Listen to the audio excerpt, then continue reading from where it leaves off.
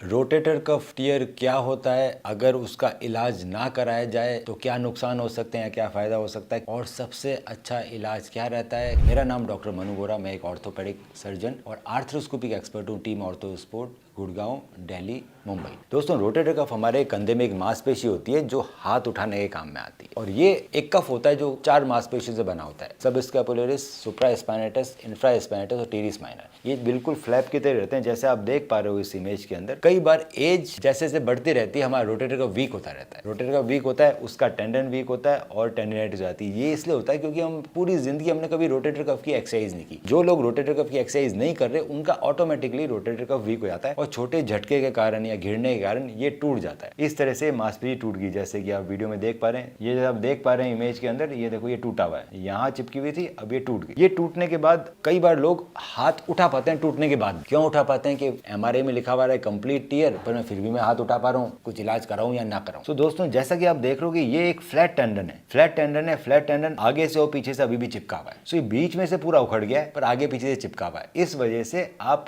फिर भी कुछ कुछ यूज कर पाओगे अपने हाथ को, पर धीरे धीरे क्या होगा, धीरे धीरे टीयर बढ़ता रहेगा, बढ़ता रहेगा, बढ़ता रहेगा। जब ये आगे और पीछे का स्लिप भी पूरा उखड़ जाएगा तो उस समय आपका हाथ उठना बंद हो जाएगा। कुछ लोगों का हाथ टूटते ही उठना बंद हो जाता है। अब अगर इसका इलाज ना कराया जाए तो एक तो आपको दर्द रहेगा रात में बहुत ज्यादा। जैसे जैसे टीयर बढ़ता रहेगा आपके हाथ की पावर कम होती रहेगी और एक टाइम आएगा जब आपका हाथ उठना बंद हो जाए। दूसरा सबसे इंपॉर्टेंट बात, ये हाथ उठाने के साथ साथ इस हमारी जो हाथ की हड्डी है ह्यूमरस, इसकी छत की तरह रहता है और उसको ऊपर जाने से बचाता है। ये जब छत टूट जाती है तो हमारे जो हाथ की हड्डी ह्यूमरस है वो ओवर राइड करती है, ऊपर जाती है। अब ऊपर जाएगी तो कैसा दिखेगी, और हम देखते हैं कि कैसे रोटेटर कफ टीयर हो जाए तो कैसे कैसे हमारी हड्डी खराब होने लगती है। तो आप ये देख पा रहे हो, इसके अंदर बिल्कुल सेंटर में रोटेटर कफ टीयर हुआ है, पर भी सेंटर में जैसे रोटेटर कफ टीयर हुआ ये हाथ की हड्डी ऊपर उठ गई, ऊपर उठ गई और ऊपर वाली एक्रोमियम में उससे जाके चिपक गई। अभी जब एक्रोमियम से चिपक गई तो यहाँ पे अर्थराइटिस होना चालू हो गई और हमारा शोल्डर जॉइंट पूरा का पूरा खराब हो गया। अब ये अर्थराइटिस के अंदर सीवियर पेन होता है रात में और इसके बाद दूरबीन की सर्जरी नहीं हो सकती। इसमें होता है फिर शोल्डर रिप्लेसमेंट, बहुत बड़ी सर्जरी होती है, बड़ा चीरा लगता है, बड़ा रिवर्स शोल्डर रिप्लेसमेंट करना पड़ता है जो कुछ ऐसा दिखता है। सो अगर आप अपने रोटेटर कफ को इग्नोर करोगे तो आपको इतनी बड़ी सर्जरी करानी पड़ेगी जिसका नाम है रिवर्स शोल्डर रिप्लेसमेंट, क्योंकि आपका कंधा खराब हो जाएगा, धीरे धीरे वो ऊपर उठ जाएगा। तो ये दूरबीन से सर्जरी हो सकती है। दूरबीन से सर्जरी होती है और 2 तरह के रिपेयर होते हैं उसमें, single row repair, double row repair. Double row repair का मतलब है 2 रो बनाते हैं रिपेयर करने के लिए। जैसे ये आप इमेज देख पा रहे हो, ये डबल रो रिपेयर है, एक लेटरल रो रिपेयर है, ये वाला मीडियल रो रिपेयर है। सो 2 रो के रिपेयर जब करते हैं ये डबल रो रिपेयर रहते हैं। अगर सिर्फ एक ही रो का एंकर लगाया जाए तो सिंगल रो रिपेयर होता है। अब सिंगल रो रिपेयर के अंदर टेंडन टू बोन कॉन्टेक्ट कम होता है तो डबल रो रिपेयर के रिजल्ट्स मच बेटर रहते हैं। सो जो अच्छी टेक्निक्स है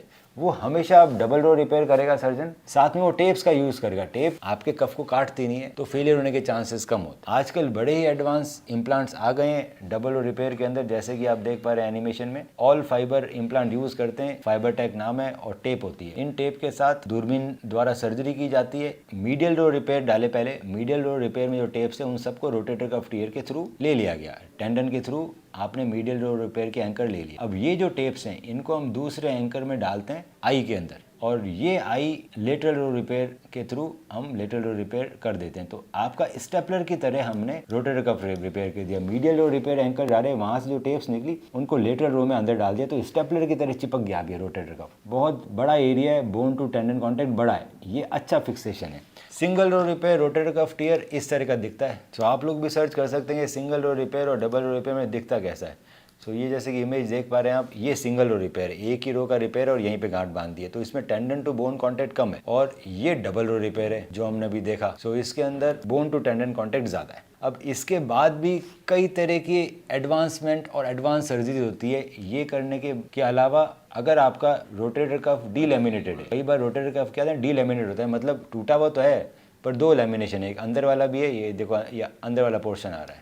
सो अंदर वाला पोर्शन ये और ये बाहर वाला पोर्शन टूट तो गया है पर ये दोनों पोर्शन अलग अलग हो गए। सो इस कंडीशन में दोनों को रिपेयर इस तरह से किया जाता है कि इसमें जो एंकर डाला जाता है वो अंदर वाले पोर्शन से भी निकलते हैं। सो अंदर वाले पोर्शन को पहले रिपेयर किया गया है, उसके बाद फिर बाहर वाला पोर्शन रिपेयर किया गया। सो बहुत जरूरी है कि एक अच्छे सर्जन का चुनाव करना कि वो इतना एक्सपर्टीज रखता है कि डीलैमिनेशन या नॉर्मल टीयर को कैसे रिपेयर कर सकते हैं, डबल रो रिपेयर क्या होता है। सो ये सारी चीजें करेंगे तो सिग्निफिकेंटली आपके रिजल्ट इंप्रूव हो जाते हैं, फेलियर के चांसेस कम होते हैं।